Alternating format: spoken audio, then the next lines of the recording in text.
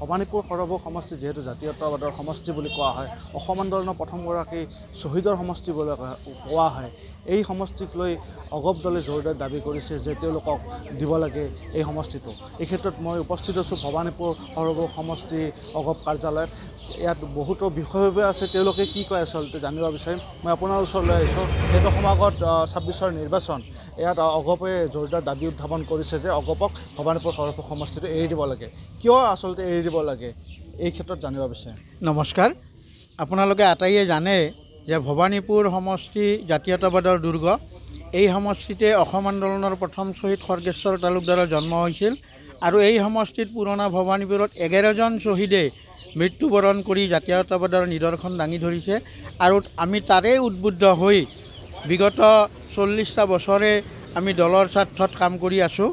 আমি আশাবাদী আগন্তুক দিনতো জাতীয়তাবাদৰ দুৰ্গ হিচাপে অসম গণ পৰিষদ দলক অগ্ৰাধিকাৰ পাব আৰু নতুনকৈ নৱগঠিত ভবানীপুৰ সৰভোগ সমষ্টিটো আমি 21খন আঞ্চলিক সমিতিয়ে সাংগঠনিকভাৱে সুদৃঢ় হৈ আছোঁ আৰু যোৱা কাৰ্যনিৰ্বাহকত সমষ্টি সমিতিৰ প্ৰতিদ্বন্দ্বিতা কৰাৰ বাবে আমাৰ অসম গণ পৰিষদৰ ভবানীপুৰ সৰভোগ সমষ্টিৰ সন্মানীয় সভাপতি ডক্টৰ মনোৰঞ্জন দাসক আগবঢ়াই দিছে আৰু সেই সূত্ৰে যোৱা 29 নৱেম্বৰত অনুষ্ঠিত হৈ যোৱা অসম গণ পৰিষদ দলৰ সাধাৰণ সভাৰ সিদ্ধান্ত মৰ্মেও একমত হিচাপে ডক্টৰ মনোৰঞ্জন দাসদেৱক অগ্ৰাধিকাৰ দিছে।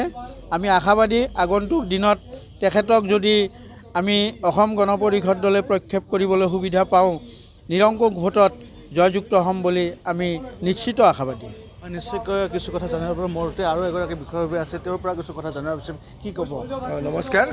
আচলতে 2026ৰ এই সাধাৰণ নিৰ্বাচনত আমাৰ ভবানীপুৰ সৰভোগ সমষ্টিটো আমি খাটাংভাৱে ধৰি লৈছোঁ যে আমি অসম গণ পৰিষদ দলে লাভ কৰিম আৰু আমাৰ যিটো মানে কাৰ্যপ্ৰণালী কাৰ্যপন্থা ইতিমধ্যে আমি বিভিন্ন প্ৰক্ৰিয়াৰ মাজেৰে আগবাঢ়ি গৈ আছোঁ যে বিভিন্ন সংগঠন অসম যুৱ পৰিষদ, মহিলা পৰিষদ, কৃষক পৰিষদ আটাইবিলাকৰ আমি সংগঠনৰ কৰাৰ কাৰণে ইতিমধ্যে লাগি পৰিছোঁ আৰু যদি 1985 ইংৰাজী চনৰ পৰা আমি নিৰ্ধাৰণ কৰিব যাওঁ তেতিয়াহ'লে আমাৰ দুটা টাৰ্ম আমাৰ সন্মানীয় প্ৰয়াত আইনমন্ত্ৰী সুৰেন্দ্ৰনাথ মেধি ডাঙৰীয়াই দুটা টাৰ্মত মানে মন্ত্ৰী পদ চলাইছিল। তাৰো পিছত আমাৰ ডক্টৰ মনোৰঞ্জন দাস ডাঙৰীয়াদেৱে দুটা টাৰ্ম আমাৰ মানে চলাইছিল।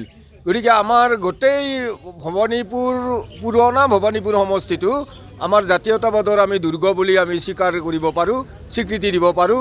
সেয়েহে আমাৰ 2026ৰ এই নিৰ্বাচনত আমাৰ অসম গণ পৰিষদ দলৰ প্ৰাৰ্থীক অগ্ৰাধিকাৰ দিব বুলি আমি জনাইছোঁ।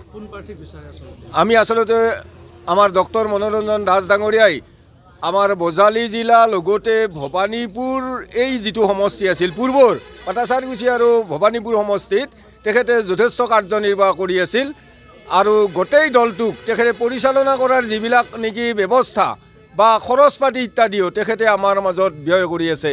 গতিকে আমি ডক্টৰ মনোৰঞ্জন দাস ডাঙৰীয়াদেৱে আমি টিকট পোৱাটো আমি বিচাৰোঁ। নিশ্চয়কৈ মোৰ সৈতে উপস্থিত আছে অসম আন্দোলনৰ প্ৰথমগৰাকী শ্বহীদ খৰ্গেশ্বৰ তালুকদাৰৰ ভাতৃ আছে, তেওঁৰ সৈতে কিছু কথা পাতিবলৈ চেষ্টা কৰিম। কি ক'ব? নমস্কাৰ। মই আজি সমষ্টি 2026ত বিধানসভা নিৰ্বাচনৰ সমষ্টি হিচাপে দায়িত্ব হিচাপে মই ক'ব খোজোঁ। 1985 চনৰ পৰা যি অসম গণ পৰিষদ দল গঠন হৈছিল শ্বহীদৰ তেজেৰে আৰু সেই শ্বহীদৰ সমষ্টি বুলি গোটেই কয়। ইয়াত অসমৰ প্ৰথম শ্বহীদগৰাকী হৈছিল। গতিকে শ্বহীদ হোৱাৰ পিছত অসম গণ পৰিষদ দল গঠন হোৱাৰ পিছত অগপ দলৰ প্ৰথম আইনমন্ত্ৰী সুৰেন্দ্ৰনাথ মেধি ডাঙৰীয়াই ইয়াত দুবাৰ 1986 চন আৰু 96 চনত ইয়াত নিৰ্বাচিত হৈছিল আৰু 2001 চন আৰু 2006 চনত ডক্টৰ মনোৰঞ্জন দাস এই সমষ্টিৰ পৰা অগপ দলৰ পৰা নিৰ্বাচিত হৈছিল।